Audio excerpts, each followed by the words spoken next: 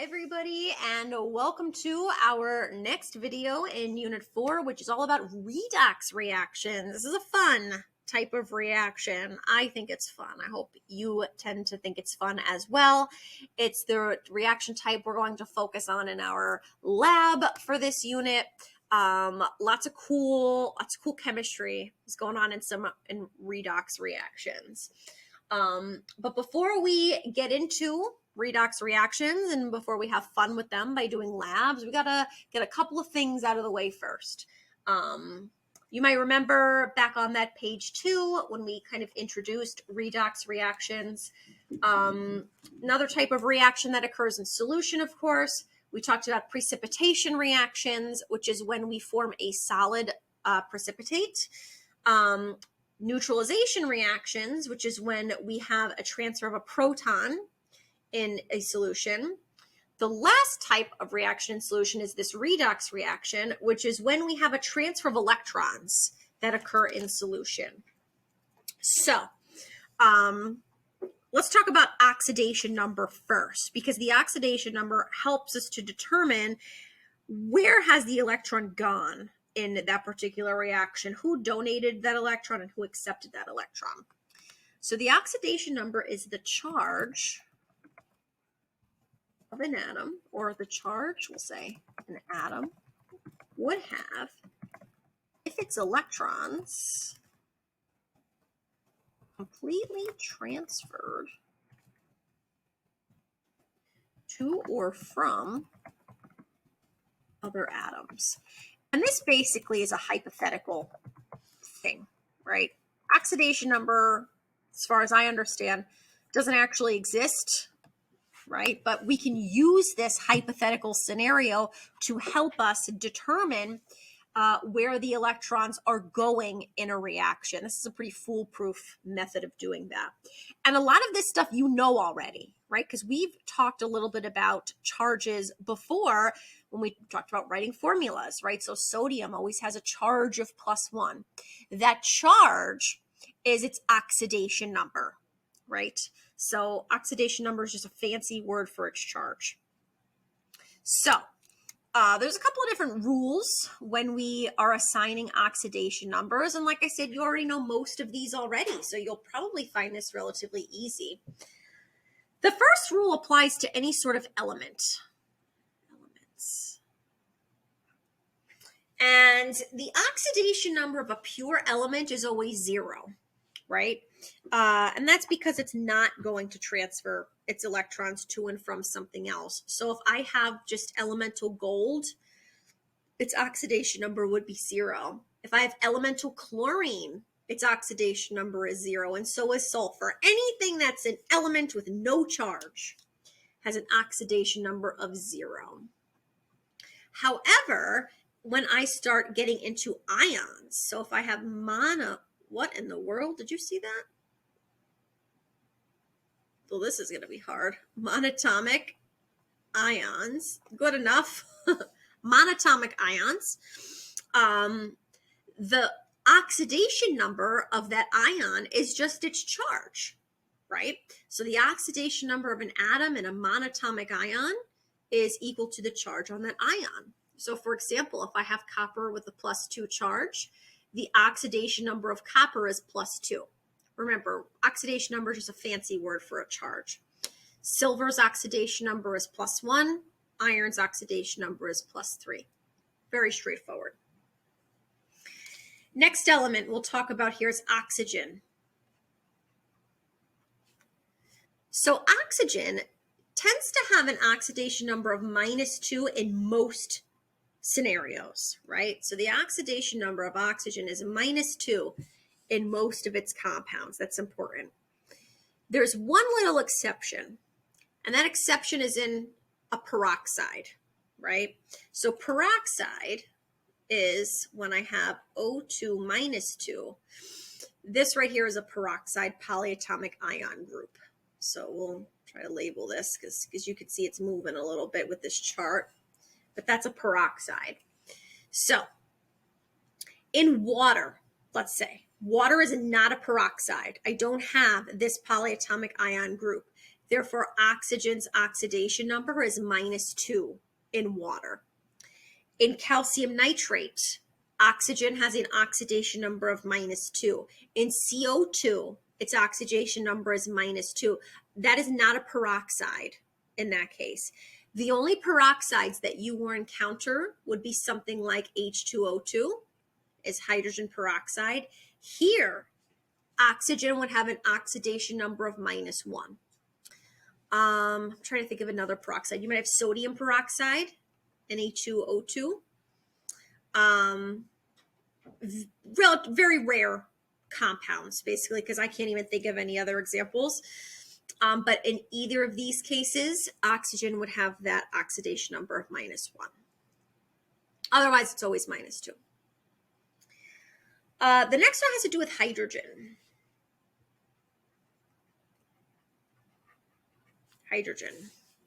So the oxidation number of hydrogen is +1 in most compounds. So I have +1 in most compounds. An exception is when hydrogen is bonded to a metal, right? In this case, its oxidation number is -1.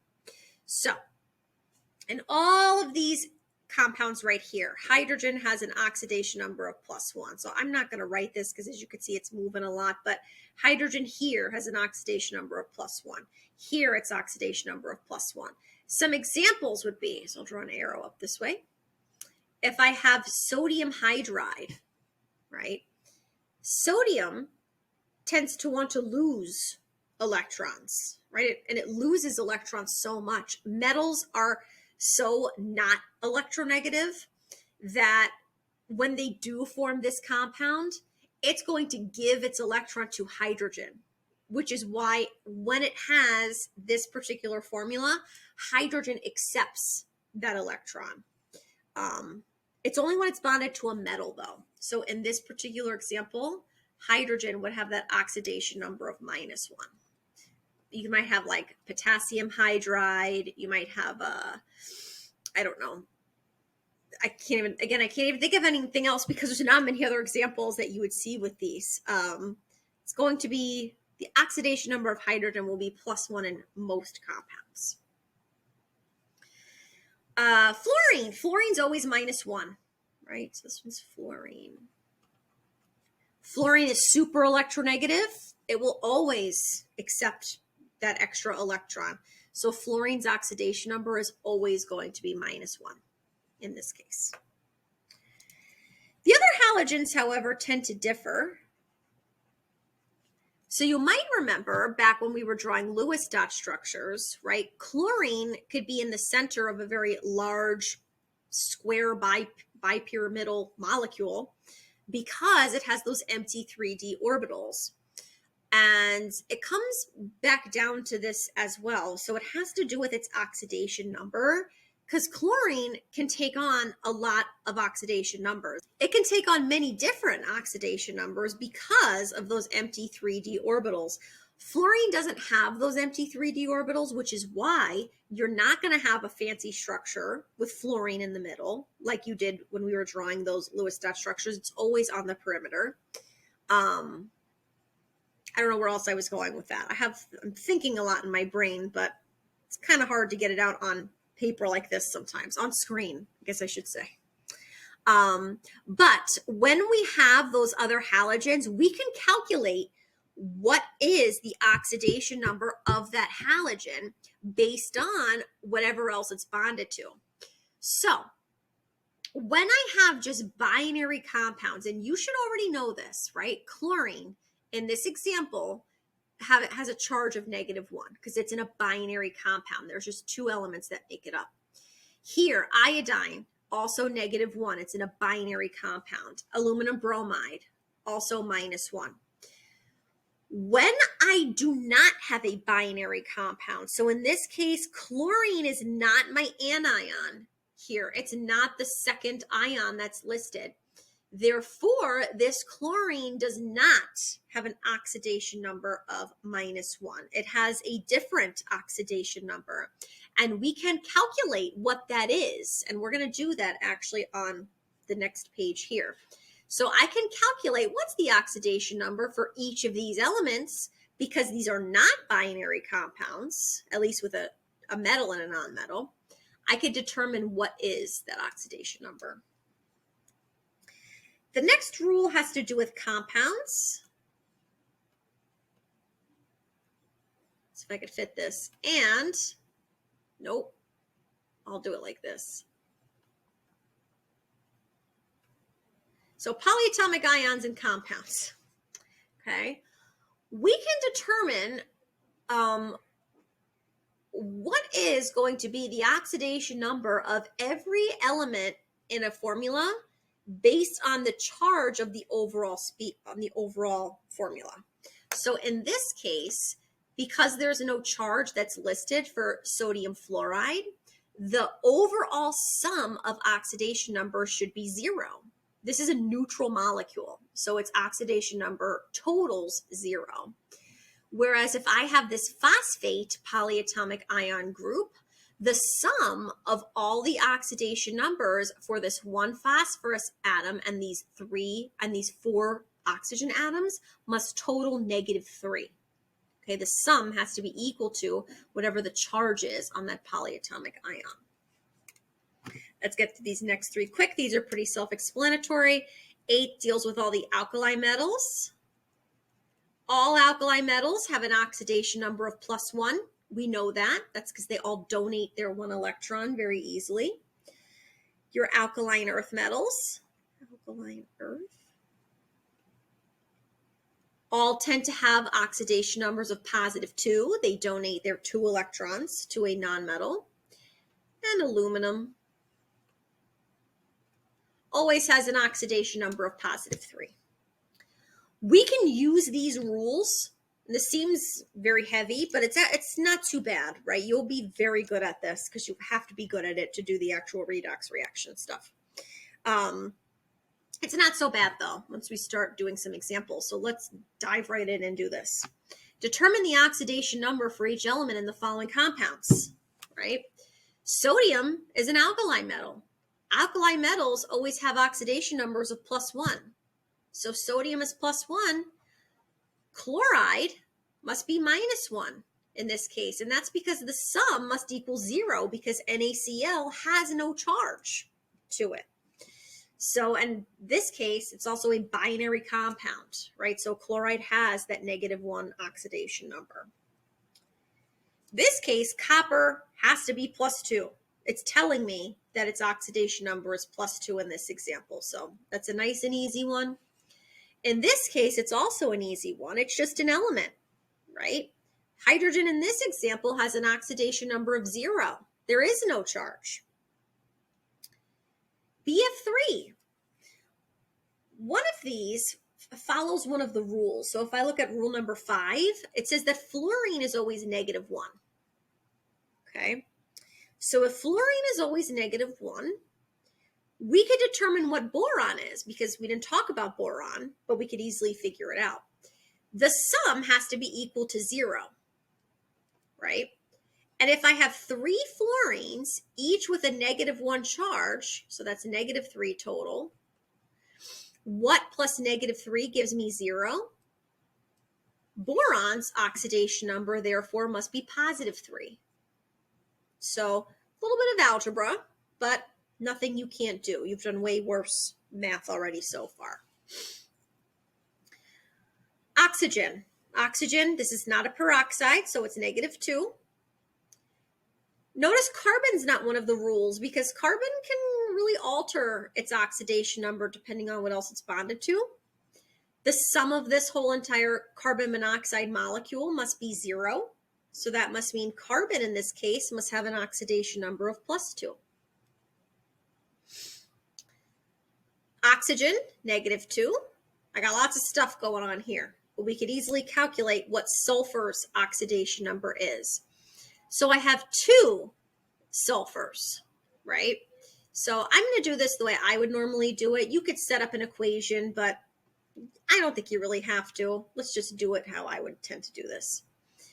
3 oxygens, each with an oxidation number of -2. So overall oxidation number is -6. The sum has to equal -2. And I have 2 sulfurs. So 2 of how many? 2 of what oxidation number plus -6 gives me -2. Okay. So looks like if I do a little switcheroo, 2x equals 4. Looks like the oxidation number of sulfur must be +2, right? So +2 times 2 is 4. -2 times 3 gives me -6. Add them together gives me an overall oxidation number of -2. So sulfur here is +2. Oxygen's always -2, like we said. So I have 4 oxygens, each with a -2 oxidation number. So -8 total. My total oxidation number has to be -1. And there's only 1 manganese here. Manganese's oxidation number, therefore, must be +7.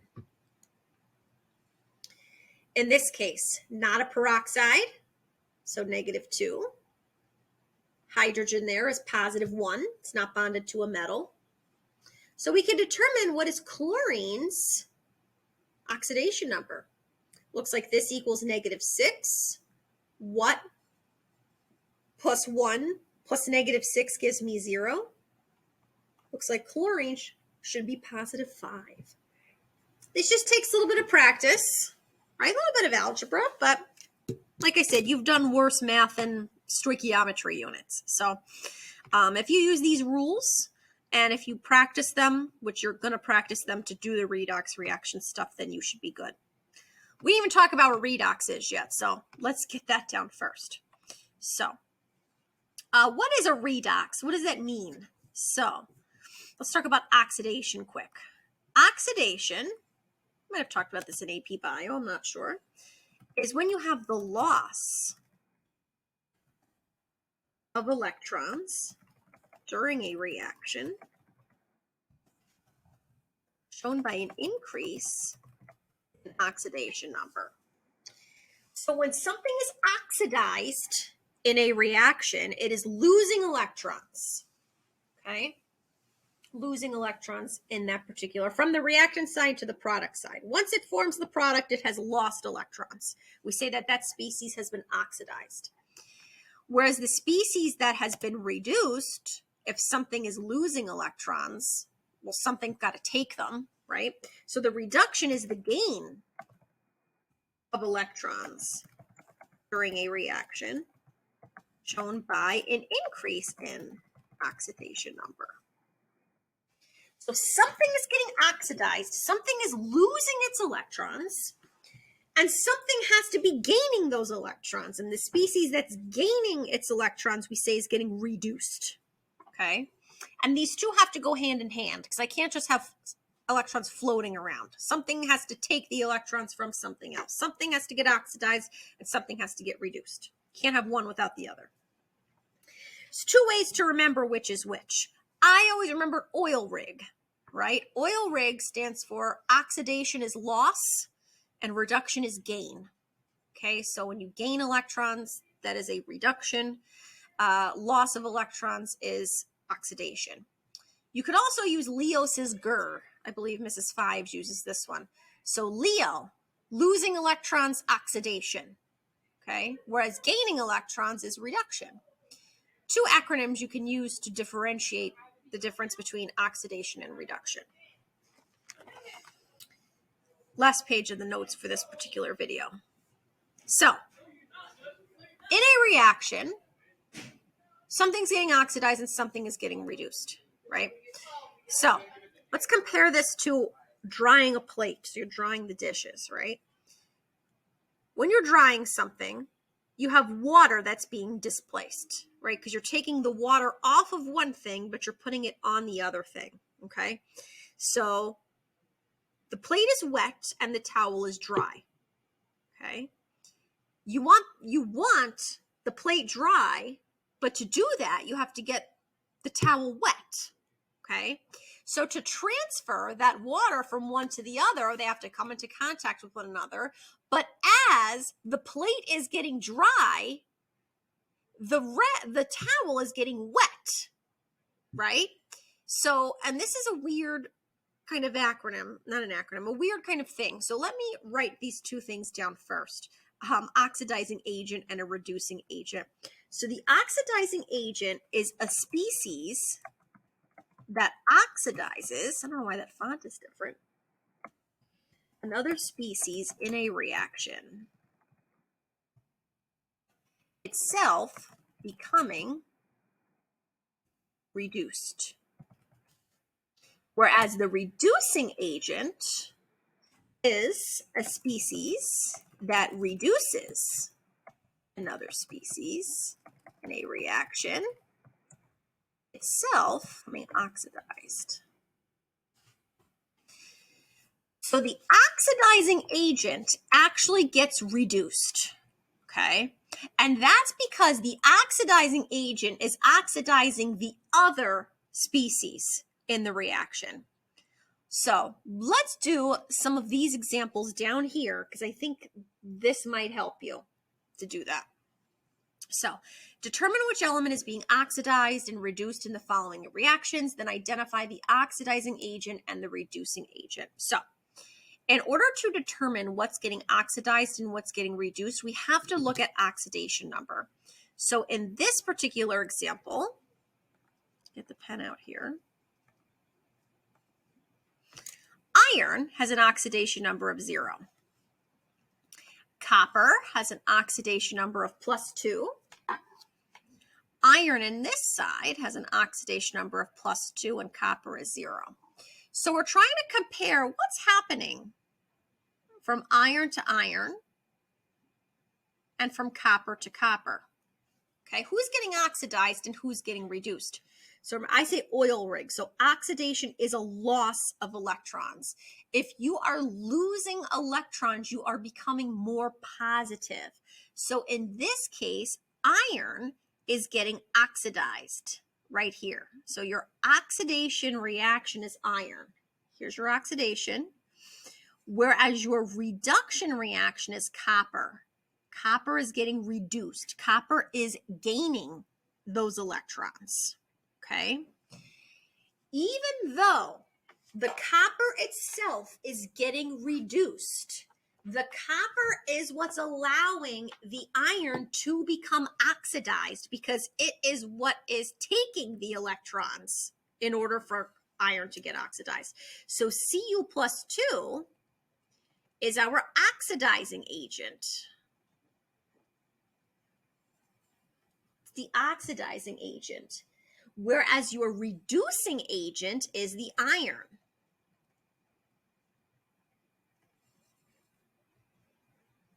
Okay, let's go back to the towel here. So you have your plate, which is wet, and you have your towel, which is your drying agent. Okay, as the towel, the drying agent, is drying the dish, okay, the towel itself becomes wet. Okay, so it's almost backwards in a sense.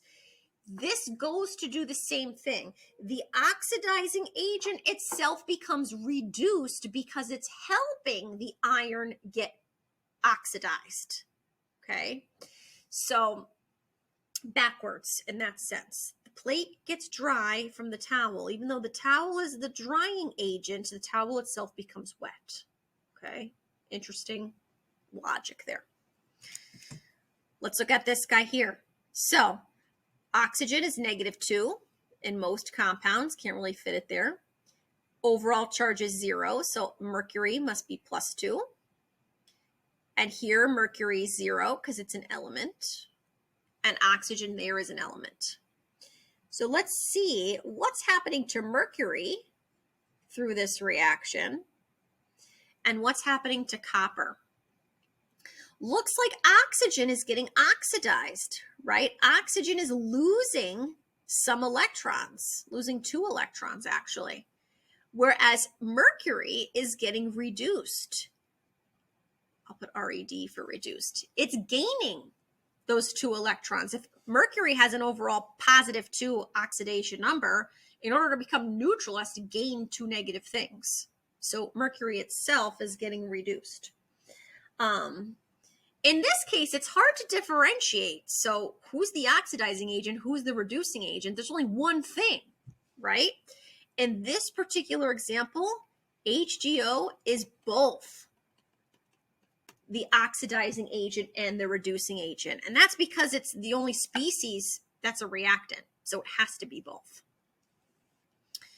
Let's look at C. Ooh, didn't mean to do that.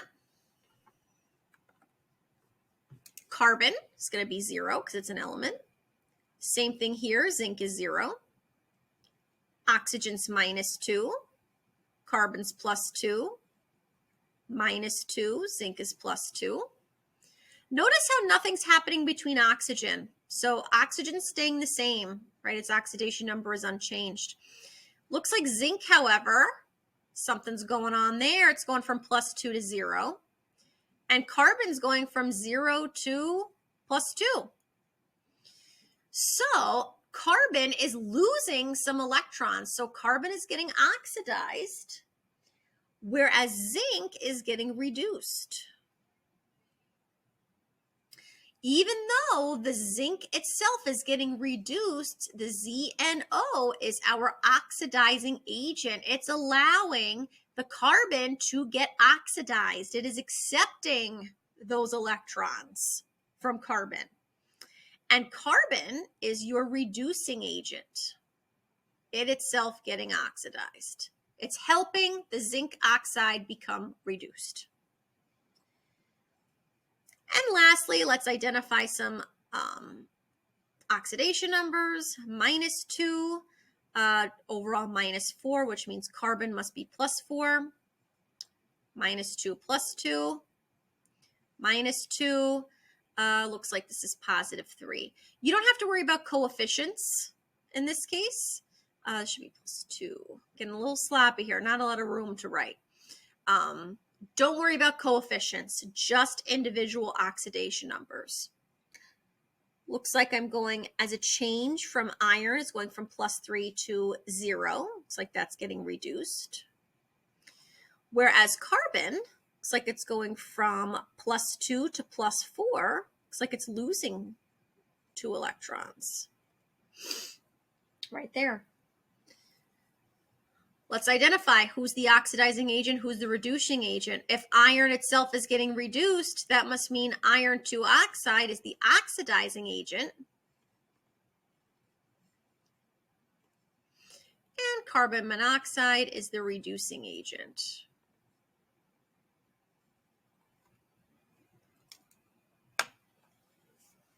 Different type of chemistry, right? Kind of cool. I like this kind of chemistry, but it takes practice. Just like I've been saying, any other sport, when you play the guitar, you play a sport, you got to practice, right? We got to practice a lot with redox reactions in particular, but they are fun when you get good at them. That's where we're going to leave off here, but anytime you have a redox reaction, there is a change in oxidation number. That's what makes a redox reaction a redox reaction.